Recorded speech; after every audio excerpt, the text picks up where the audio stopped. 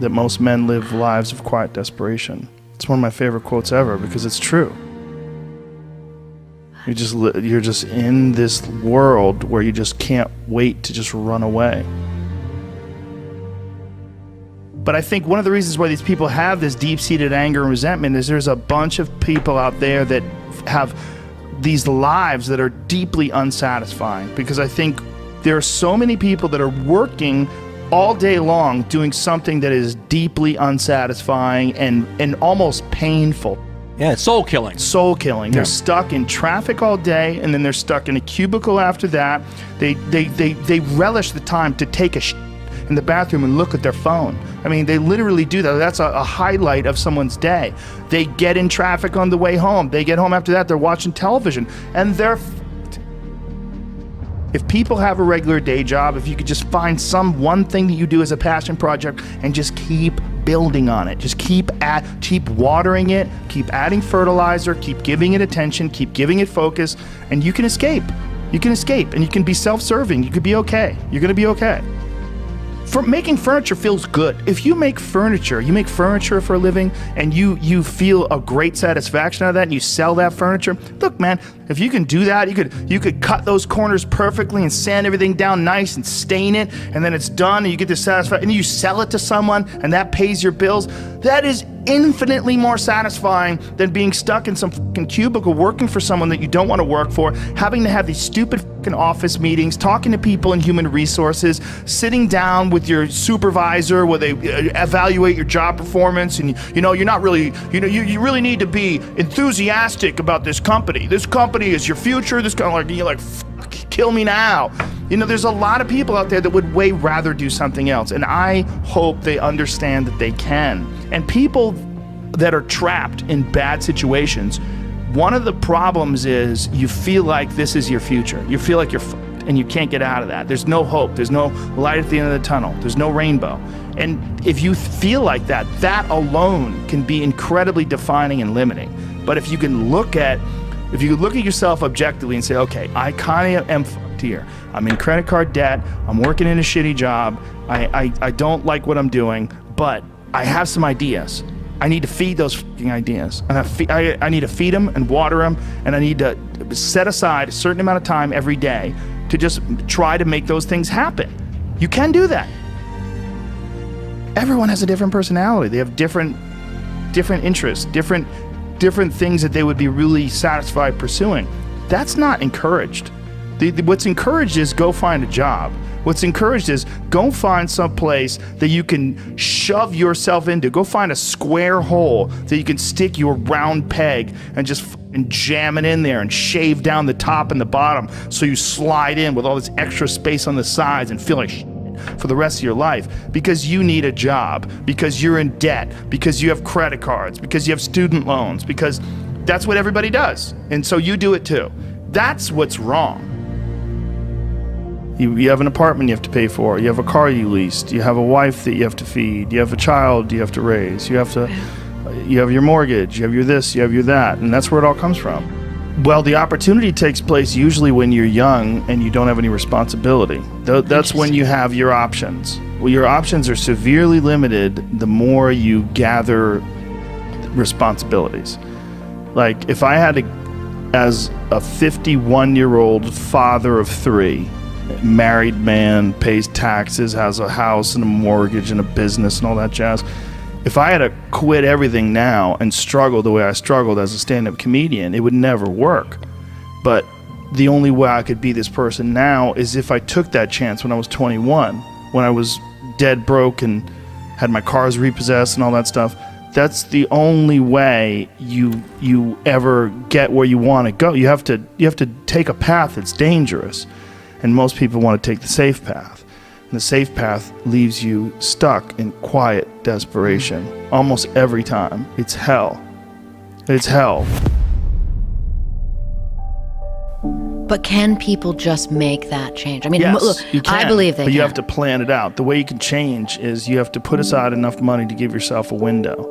And then you have to have a plan. And you have to spend all your waking hours outside of whatever shit job you do planning your escape. And you have to come to the realization very clearly that you f***ed up and you got yourself stuck. So whatever you're doing, you have to do it like your life depends on it. And whether it is you're trying to be an author and if you're gonna try to be an author and you're working 8 hours a day plus commuting plus family responsibilities or whatever else you have, whatever time that you have to attack like you're trying to save the world. You're trying to save your life. You don't want to drown. That 1.5 hours a day that you have to write, God damn, you better be caffeinated and motivated. You got to go. You got to get after it. And you got to have discipline. Most people don't have those things. Most people don't understand what it's like to really go for something and to know that the consequences of not doing that are horrific.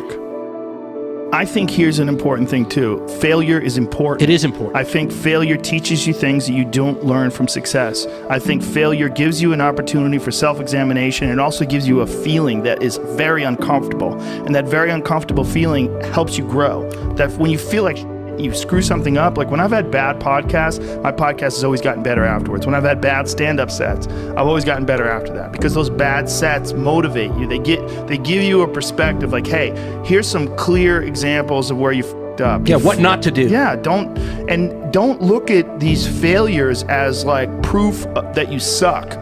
Look at them as opportunities for growth. Look at them as opportunities to be motivated to do better. You have to make mistakes. You've been there, you feel it, you understand what it is, and then you have that time to adjust.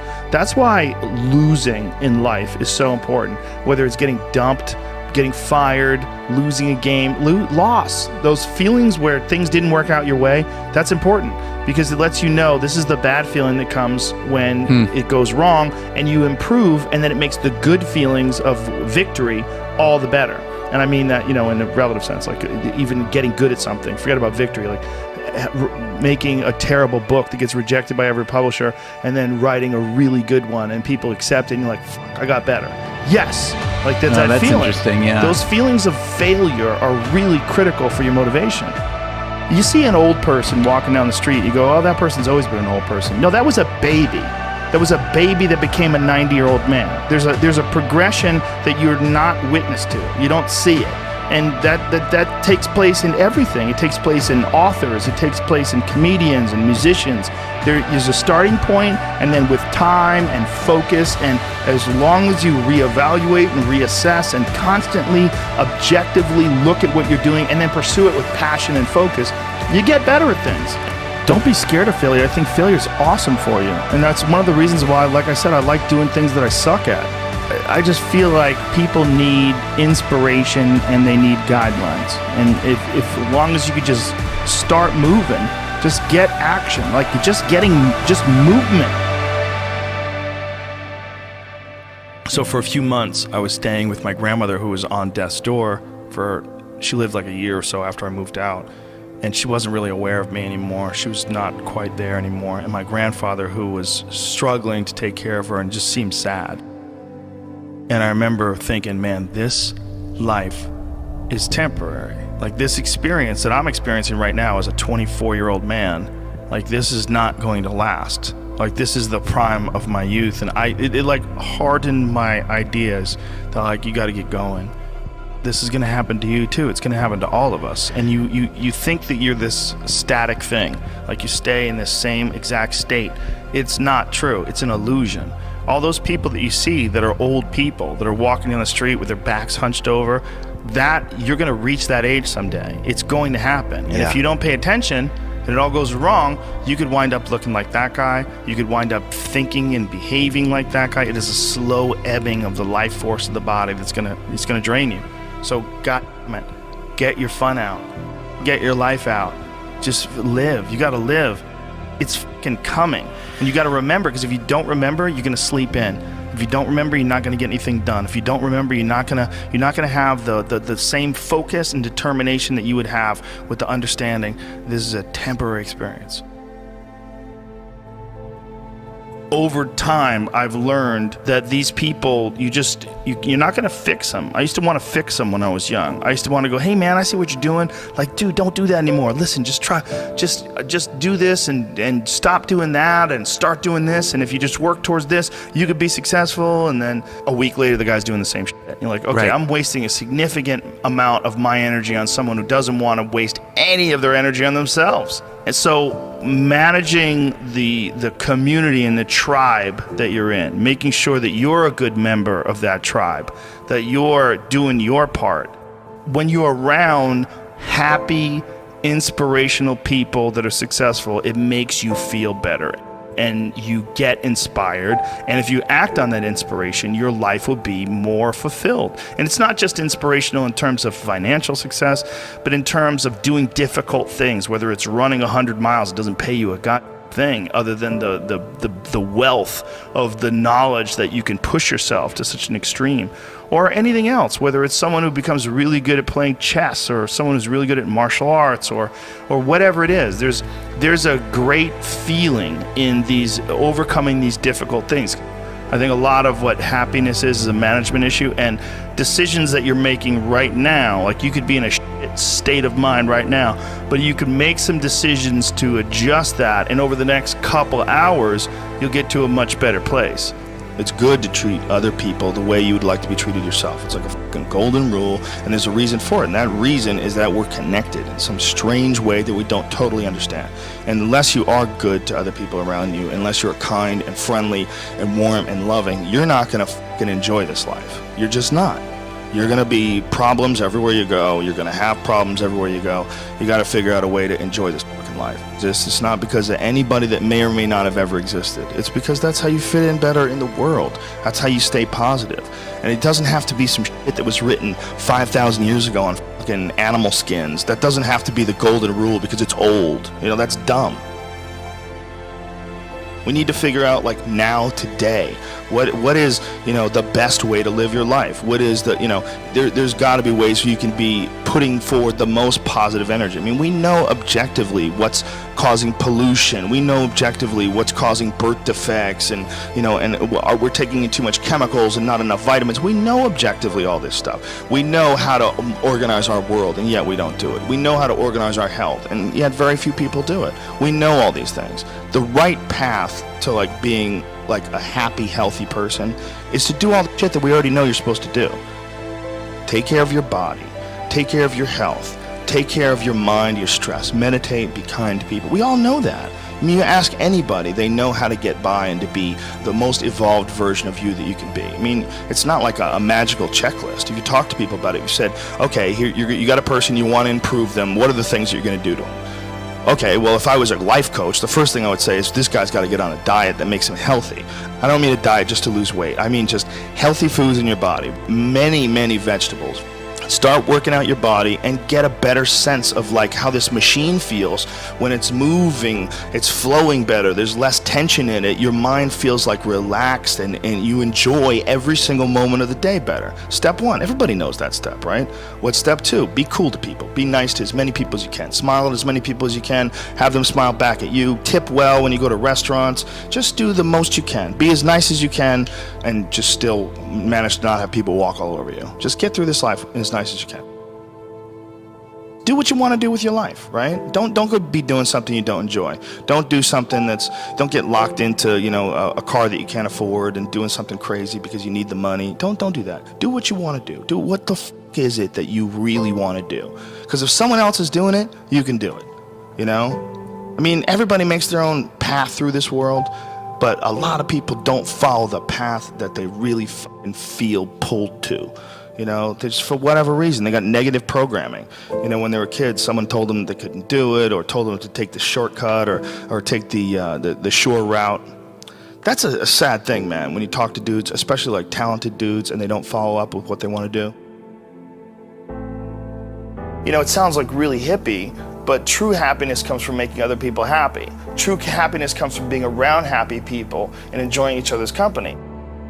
That's really hard for people to wrap their heads around because they always associate true happiness. No, true happiness is with, like, titles, you know, or, you know, numbers, or, you know, objects that you possess. You're not concerned about being nice to people. You're not concerned about having a positive impact on people. You're more concerned with making ones and zeros. But it really truly is how the human race interacts with each other. You really have to be nice to other people to be happy. You have to. If you're not, you won't be happy. And you know, we all make mistakes, and we all find ourselves in positions of frustration, and we've all acted out and yelled at our dog when maybe we shouldn't have. And you know, there's pressures in this life. But I think it's really important to recognize what those truly are, and to understand that at the end of it, we can alleviate a lot of how we deal with in this life if we really treated people the way we would treat them as if they were ourselves living another life. And this includes the way you communicate with people, the friendships that you have, and making sure your friends know that you love them.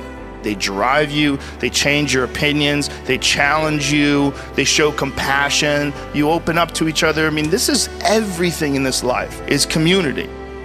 One of the things that's true is how much people enjoy being around you. That makes your life more enjoyable, and people don't think of it that way. They oftentimes think, I want to be the one that's enjoying life, like especially selfish people. If people enjoy being around you, you'll enjoy everything more. The solo effort of going through life, a narcissistic perspective, one of the major problems with that is there's no one to share it with, because you're all out for yourself. Even if you get there, you're going to be filled with sadness and despair. It's not what you want. What you want is to be happy, right? Well, I know you think that you have to be all about yourself to be happy, but in fact, that is a way to ensure unhappiness regardless of success. That's right. What I'm saying is the way you are with your family and your friends and your loved ones and the people you communicate with, get better at that, because we need each other. Love is the most important thing, and that sounds so cliche, but without love, it's all useless. A lot of people say, oh, I just want to they're kind of dabbling in the idea of improving themselves. And the real way to do it is you got to write down what the fuck you want and then go after it. Because otherwise you live in sort of a wishy-washy world. If you decide, I'm going to get down to bang, I'm going to do this, I'm going to run a marathon in less than 5 hours, I'm going to, whatever the fuck it is, you got to write that shit down and go for it. What I tell people is the best advice that I've ever heard, the best advice I ever came up with, is that live your life like you're the hero in your movie. And right now is when the fucking movie starts and your life is a shitbag disaster, like every fucking Arnold Schwarzenegger movie where he wakes up and makes a blender full of pizza and ice cream, and that's what you know what I mean? Yeah. Those guys where they're like on the brink, they put the gun in their mouth and they put it down because they see a photo of their daughter. Pretend that's you. Pretend you are, right now, you're in the part of the movie that starts and it shows you as a fucking loser. And just decide not to be a loser anymore. Live your life like there's a documentary crew following you around and you are analyzing your own behavior. Do what you would want to do so that your kids one day would look back at it and see that documentary and look on it with pride. Like, wow, my dad was a bad motherfucker. He really did what he had to do. Wow, my mom really got her shit together. I love a success story, but even more than a success story, I like a dude who fucks his life up and then gets it back together again story. Those are my favorite stories. And the way to do that, you gotta write it down. You gotta think that you are the hero in your own fucking movie, and then you gotta sit down and you gotta write it down. Write down what you need to do. Most people play the role of the victim in the movie, right? Sure. Yeah, this life is fucking me over, man. I could have had this and I should have had that. And why does this guy get that? And why does that guy get this? And all things that are completely unrelated to you. Yeah. All things that you find other people's success as a downfall in your own existence. Instead of being inspired, instead of choosing to be positive, instead of like improving constantly on the direction of trying to achieve whatever the you have written down, you just sit around and spiral, There's nothing more miserable than sitting around someone who's fucking complaining all the time. It is one of the most annoying things ever. Everybody hates it. When someone just sits around and they complain about their life and they don't do jack shit about it. And you tiptoe around it, you don't know what to say. Well, she gets upset when you bring that up. I don't want to bring that up. And you want to go, you fucking crazy bitch, you know what's wrong with your life. Yeah. Stop announcing it to everybody else and go out and fix that shit. Well, when I was 21 and I was first starting to do comedy, that's when I was really devouring as much of it as possible, because I was trying to figure out like how to not be so lazy, how to be motivated, how to get done, and how to like find the correct path and think about things correctly. I would follow all this personal power, like you had workshops that you would do, like little like notebooks and shit. fill out and things to talk about and things to concentrate on. Like, if you did do it, it would help you. But really what it's all about is just getting your shit together and moving. Just go do something. Just doing it. Just doing it makes you do more. Like, do more hard shit. It makes you do more hard shit. Yeah. Understand that you want it bad, so you're willing to put into work and do things you don't want to do. It's what makes you have that confidence that you know how to push through, and the mentality that I'm the type of dude who gets it done. Like, I'm not gonna waste my day just sitting around a hotel room. No, I'm gonna go to work. That's what I feel like is missing from a lot of people that are getting into motivational this, motivational that. They ain't doing shit. You gotta go do something. That's the number one thing, right? Is fucking action. Take action. Well, I think the one thing that discipline definitely does help you with is it helps you get things done. And when you get things done, when you actually do things, you have more success. If you have more success, and sometimes a big part of success is just not being fucking lazy and just doing it. Yeah. That's like 90% of it is just showing up. Get there and start working. Like, you're not gonna feel perfect every day. If I only worked out when I felt good, I'd be a fat fuck. Because there's a lot of days I don't want to do it. It's pretty much the same with everybody that actually gets good at something. There's got to be those days you push through, and they're probably going to be more numerous than the days you don't. And so the benefit of discipline, in my eyes, has always been that through discipline I get things done. I always say that I'm like the most lazy, disciplined person I know, because I don't want to do it. Yeah. But I always do. You know, and that you have to sit down, you have to overcome resistance, and that the pro goes to work. And it doesn't matter if you're sick, it doesn't matter if you have kids, it doesn't matter what, you're a pro and you go to work. And that just, it puts it in your head that this is what I do. This is what, and you have pride in that. You know, and you're doing the work. Yeah. And out of that work, gems blossom. Yep. Little things, but you might have a day where you just write nothing but dog shit. So what? Show up again tomorrow, and tomorrow out of that dog shit, a flower will emerge. You never know, and that's the only way to really develop your potential 100% in anything.